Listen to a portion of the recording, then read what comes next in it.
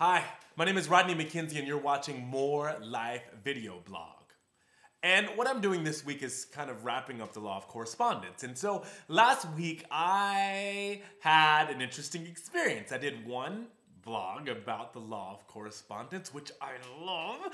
And 2 days later I woke up with the most severe pain in my shoulder and in my neck that I've ever experienced. I mean, a brother was in pain. I was experiencing the kind of pain that I would not wish on anyone. And I didn't know what to do. And so I decided, because I was feeling so much pain and because I knew I needed to rest, I decided that I would go to work. And so I went to work, and in 15 minutes of doing emails, the pain was so intense that I said, I gotta go home. And I talked to one of my colleagues and I said, I gotta go. And she said to me, Rodney, the thing I know is that you always tell me that if there's an experience happening in your body, it's an experience that's happening everywhere in you. The law of correspondence. And I told her that I agreed and that I knew exactly what I needed to do. And so I decided that I would leave. And 45 minutes later, I was doing work at Starbucks because that's what my soul, I thought, was really telling me I needed. So about 3 hours later, the pain had started getting so intense that I was even on a conference call and I couldn't even focus because I was feeling pain. I mean, I was feeling the kind of pain where you wanted to call somebody for help. So I decided, instead of going home, that I would go across the street and eat because, sometimes eating, you feel better. And so I ate food and then I didn't feel better. So I decided then to try to get a massage because I thought that if someone focused on the pain and helped kind of get rid of the pain, that would feel better. And I did feel better for about 5 minutes and then I felt even worse. So then I decided to go home.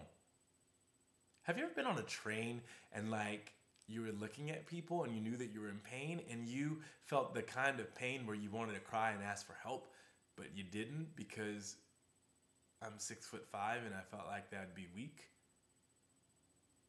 So I got home and the pain was so intense that I just laid down and I felt helpless. I didn't know what to do. My man came over and gave me, he started helping me with a hot compress, focusing on the pain. And I felt a little bit better. And then I woke up the next day and I started feeling like I couldn't hold water. Everything I would drink or eat kind of would come up. I was releasing so much stuff. I couldn't hold anything down. And so now I had this pain in my shoulder and in my neck, and I was throwing up all the time. It was really disgusting. I'm so happy you're not with me because then you would not, it would be gross. You wouldn't be happy. But anyways, so I felt the kind of pain that the next day that was insane. It was so painful, and the only thing I could do was breathe. That's all I could do was breathe. And then I decided to surrender. And I rested. Oh my God, I slept hours upon hour. And my man made me food and I would take a bite and that was it. And then I would release it and I would let go of it and I surrendered and I breathed. And all I would do was rest, breathe, and surrender. And it was a beautiful, beautiful experience and it was painful. The next morning I woke up and I felt better, and then it was my man's turn because he woke up and he didn't feel good. He started throwing up and all I could do was surrender and let him have his experience. And I loved on him, but I felt so helpless. And all I could do was surrender and breathe and know that all was well. It's interesting. In that experience, I only could breathe and surrender. And it was beautiful. But in that experience, I remember asking myself, I asked, what was this about?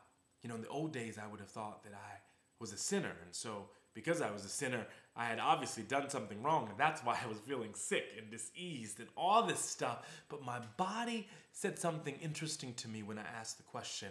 My body said that in great moments of transformation, and great moments when you decide that it's time to be something new, to be who you are in truth, you must let go. There's an old skin, an old self that is released forever.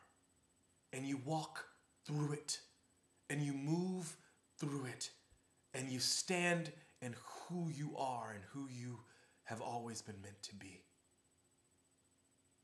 I had an experience where I released and I let go. I had an experience where I felt the kind of pain that I would not wish on anyone.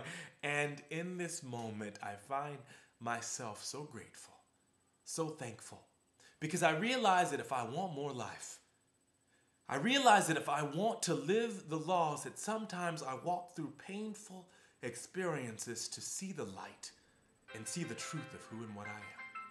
And for this, I'm so grateful. And so it is. Amen.